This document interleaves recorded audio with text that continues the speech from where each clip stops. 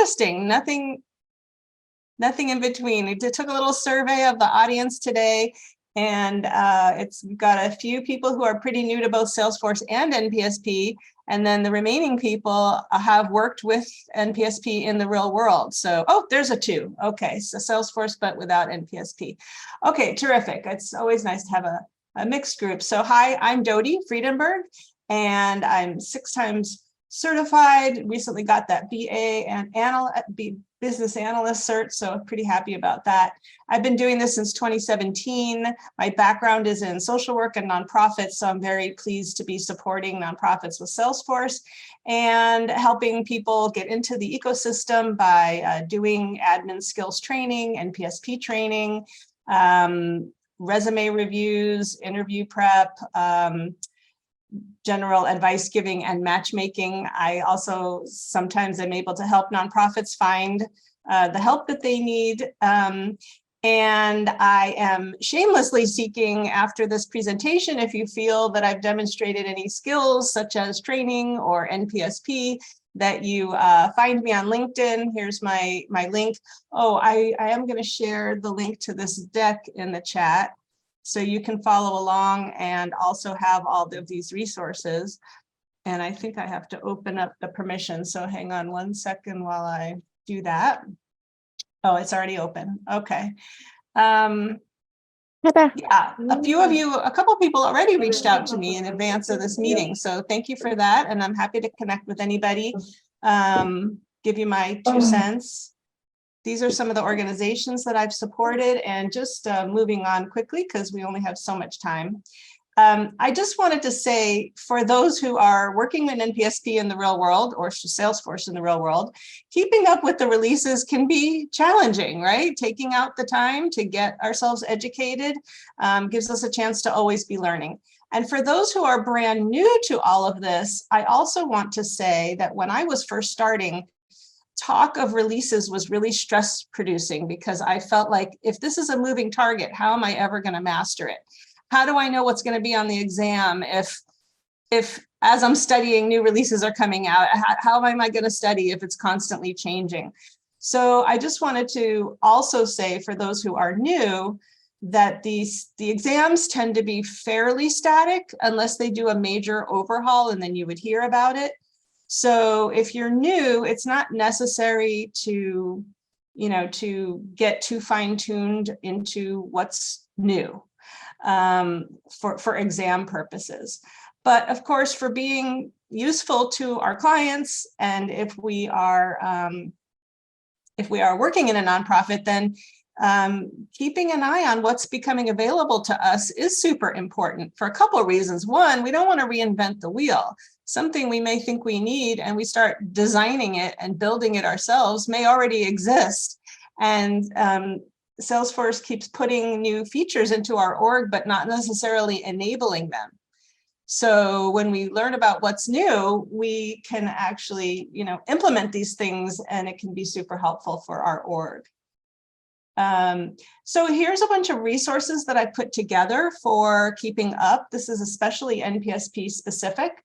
The release notes on GitHub, I found, can be a little bit overwhelming to scroll through, because sometimes the features repeat as they go through beta and other testing releases. But it is, I think, maybe one of the main sources of the go-to. And I think I opened it up here. So this is sort of an example of the actual release notes on GitHub. But another good resource is the salesforce.org hub. And if you log in and join, it's a transmit only. So it's not like everybody talking to each other. It's news from .org. And so subscribing to this group and getting the announcements and all kinds of useful resources. And then there's the Release Readiness Trailblazers group, which is not NPSP specific, but of course all the new features in Salesforce in general are important for all of us to also keep up on. And then I also have some other sources. Terry Cole usually puts out at each release what he calls the top candy. So looking out for his list of his favorite features. He's writing for nonprofits, but he tends to focus on general Salesforce updates, not just NPSP updates. And I have lately been writing up my own summary of the NPSP updates. Usually the less technical stuff, the more sort of end user, look admins, here's a feature, talk to your user, see if you want to implement this in your org kind of features. And so, you know, the updates used to happen every 2 weeks, and that was quite a lot to keep up with. And now I think in the last couple of years, they are more aligned with the seasonal releases that we have. And they do interim patch releases, but the new features are coming out, I think, more like 3 times a year instead of every 2 weeks. So that's good news for trying to keep up. And I do want to look backwards to see if anybody's missed out on things, but I thought I'd be remiss if I didn't start to point to some news that's coming out about the next release that's coming in spring 23. Multi-factor authentication, which has been sort of rolling out for the last couple of releases. It's going to be auto-enabled for some customers in this next release in spring 23. So if you haven't enabled MFA in your org, you might want to take a look at that so it doesn't catch you by surprise. And enhanced domains, which there was a bright yellow banner on my orgs in the last release that said, this is coming, make sure you get ready for it. It was going to be enforced in spring 23, but it's been moved to winter 24 from what I read in this release updates digest. Okay, so finally getting into some of the things that may have been slipped into your NPSP org that you may not be aware of. The Manage Household button is an old feature. It was there in Classic, but what I found is that maybe some people who made a transition from Classic to Lightning did not do what they needed to do to make sure that this Manage Household button is available in Lightning. And this Manage Household button is the best way to manage your households, especially if you're moving contacts from one household to another. This is the right way to do it. So make sure this button is available. And here is some documentation about how to make sure that's available. And customizable rollups. This is an old one. It's from 2018. But if you have not taken advantage of it in your org, I highly recommend looking into it. Of course, dynamic forms has been rolling out gradually. It started in summer 20 for custom objects only. And then in the most recent release, we got it for accounts, contacts, and opportunities. And coming in spring, it'll be on leads also. And then cases in summer 23. Those are, you know, roadmap. We'll see what happens. But certainly I'm very excited that we have it now for contacts, accounts, and opportunities, because dynamic forms gives us all kinds of options for what becomes visible on record pages and home pages and app pages.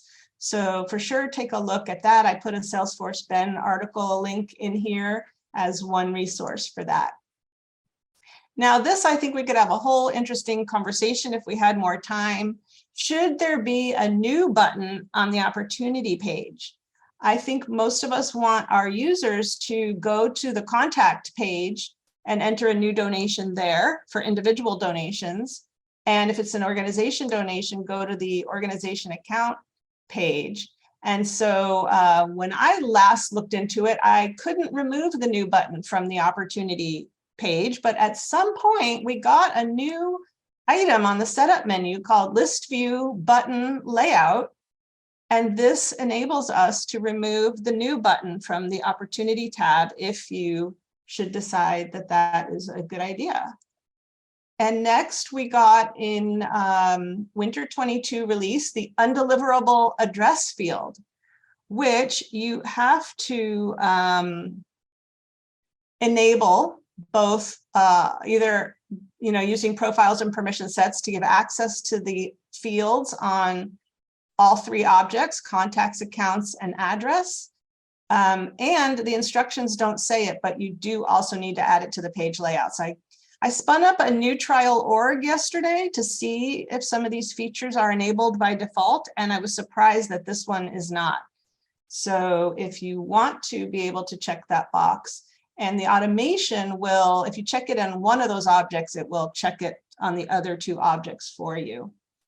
And speaking of permission sets, of course, we're moving away from profiles and into more controlling things on a fine-tuned basis with permission sets.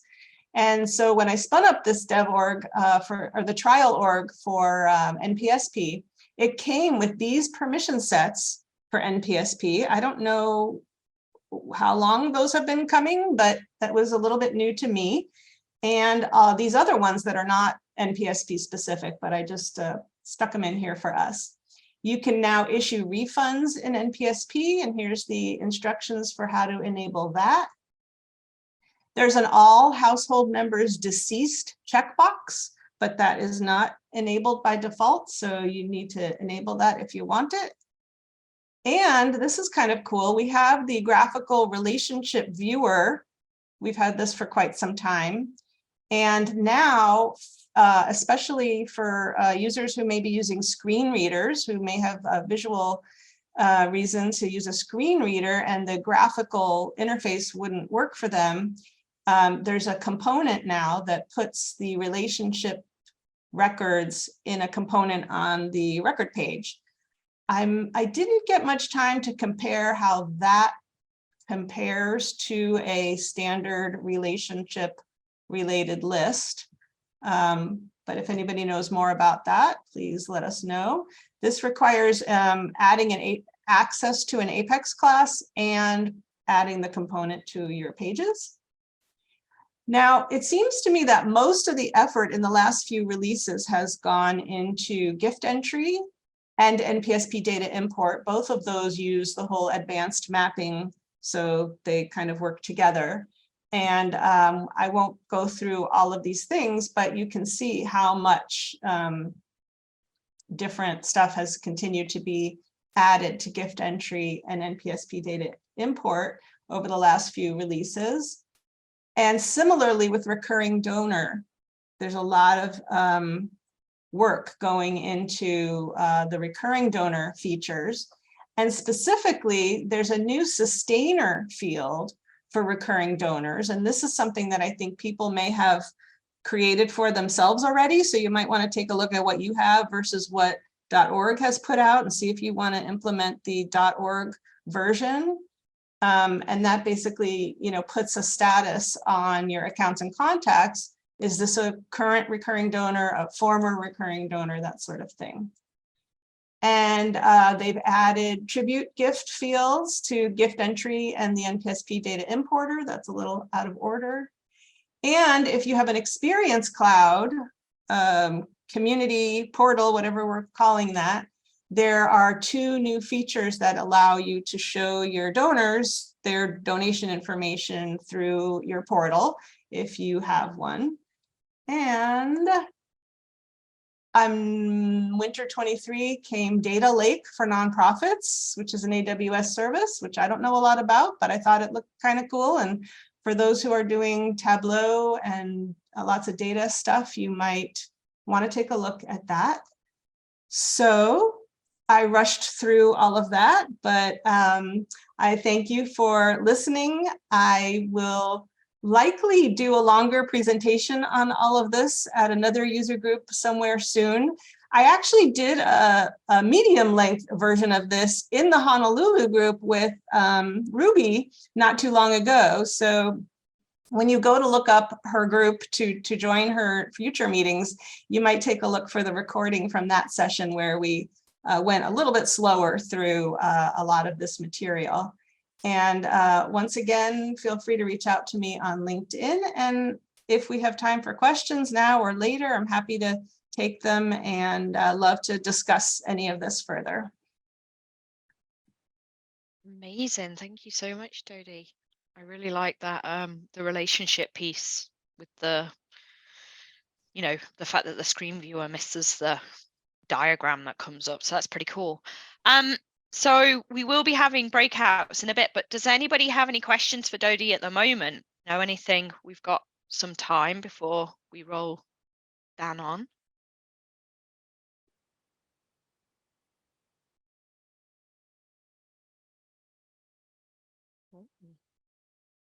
Debbie seemed to like the fact she got an update.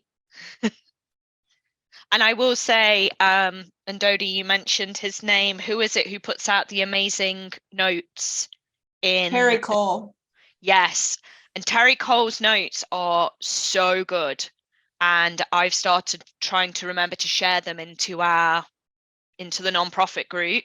So in the Midlands nonprofit group, I always share them because, to be honest, there's no point rewriting them up. Terry does such a great job of going through and really highlighting. He normally tries to do a top 10, right?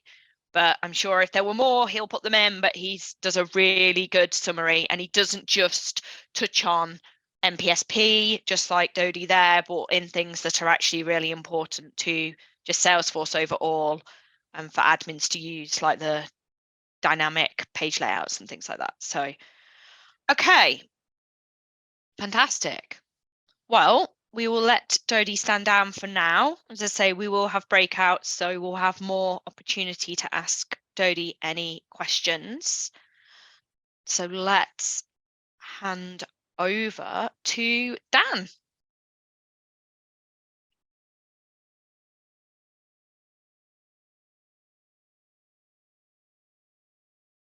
Great.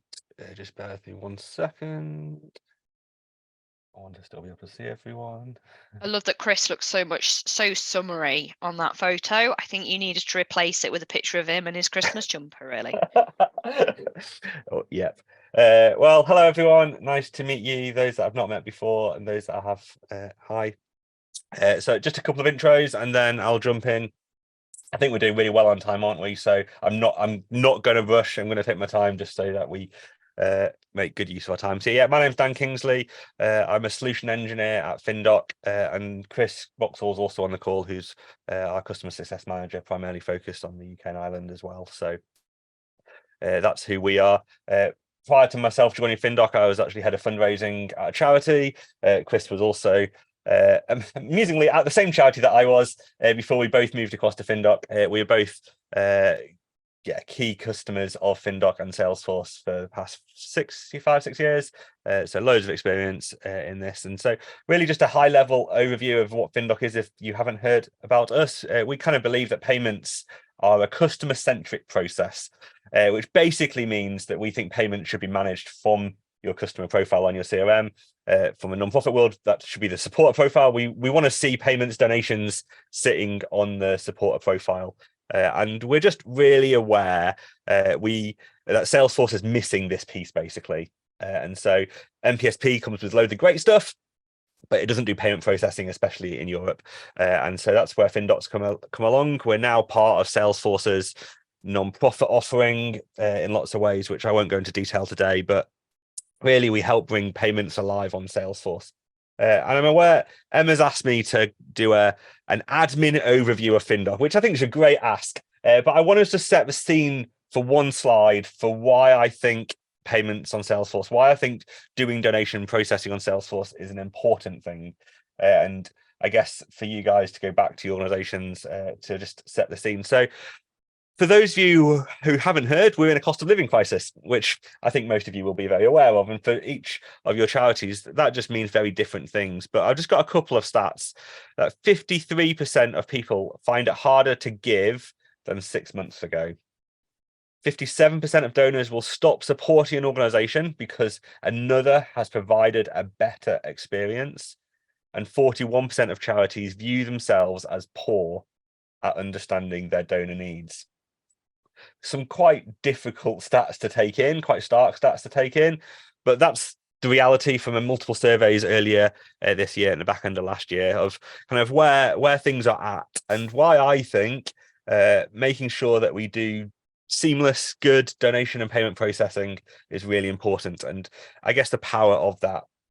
And so for any of you that work in the charity sector, specifically around fundraising or maybe memberships, you might be kind of aware of, I guess, just the complexity to the supporter and member journey. And for admin, you're often having to do a lot of supporting this stuff in terms of manual import and export of data, helping make, I guess, what I've got on my screen here happen. The dream is that lots of this would be automated and always all happen, but that isn't always the case. And it could be you've got an external online giving platform and you're having to then manually import that data overnight. It could be your standing orders or bank transfers that are kind of coming into the bank. Someone's sitting down and manually adding that stuff into Salesforce. Hopefully it's not you, but you're probably involved in trying to bring some efficiency savings to these processes. And that's kind of where FinDock comes in. So we have a focus, which is these 4 things in the middle here, which really enables automated and efficiency savings processes to these things. And so we have 4 parts of our product. I'm not going to cover them in loads of detail today, but just before I jump in and demo, which is the next thing I'll do, I just wanted to briefly mention them. We have an online platform called Giving Pages that enables you to spin up a new campaign page, a new donation page, literally within minutes, start accepting donations on your website straight away. And that's built on our payment API, enabling you to also build something custom if you wanted to. We then help manage direct debits, maybe recurring card payments, all from within the Salesforce platform. And just an example here, if you're not doing payments on Salesforce and you are doing recurring donation handling, the chances are that if someone wants to increase their regular gift to you, you're probably having to go to an external platform to do that change, or you're having to get the donors to do it themselves. But if that was all managed from Salesforce, simply increasing someone's gift from £10 a month to £15 a month can be done on Salesforce. Using standard NPSP recurring donations, the tool you're probably already used to doing, that will automatically then collect that new amount when you next do your direct debit run. Then I've got this kind of bank statement matching piece, and I briefly mentioned this just before, which is around standing orders, bank transfers, how to automate getting all of that stuff which lands into your bank straight away onto Salesforce, reducing a lot of manual work. And then because we do payments, we do gift aid and declaration and claim handling as well, helping you just automatically submit those claims each month, let's say, straight to HMRC. And that can literally be fully automated end to end. So that's just a 5-minute overview. Wanted to do that just to set the scene. I'm going to jump in and demo a few things just to bring some of this to life for you.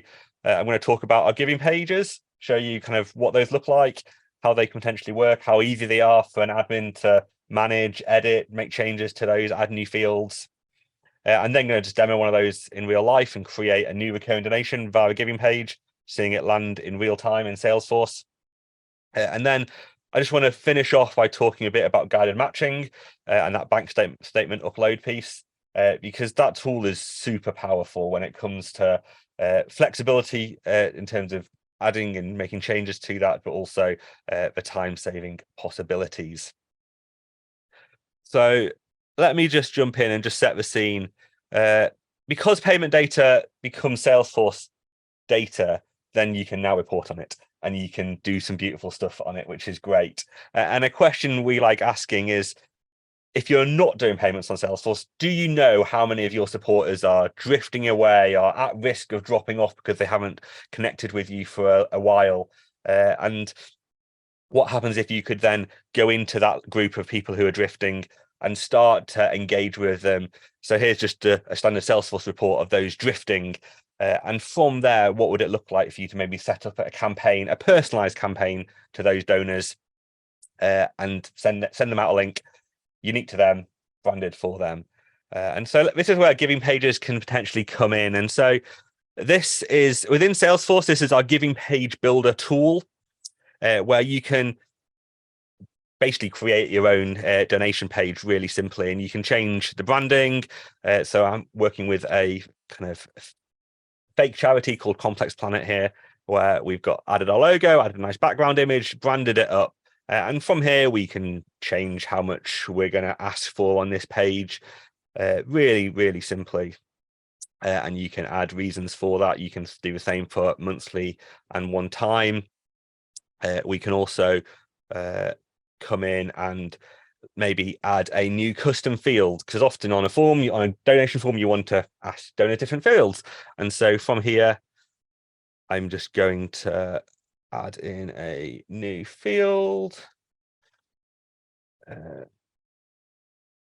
I'll just leave that blank for now, and I'm going to link it to, let me remember what the name of my field is. That's embarrassing. I should have remembered that. Oh dear. Subscribe to mailing list. There we go. Couldn't remember if it was mailing list subscription or subscribe to mailing list, just as a random example of a checkbox field that we can add to that form. And simply clicking save and publish, the page goes live and is usable straight away.